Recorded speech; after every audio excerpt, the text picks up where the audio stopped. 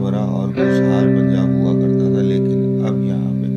चारों तरफ कीचड़ ही कीचड़ और बिल्कुल जो भी सामान है सब इस्तेमाल करने लायक नहीं बचा और फसल जो थी पूरी तरीके से बर्बाद हो चुकी है। आप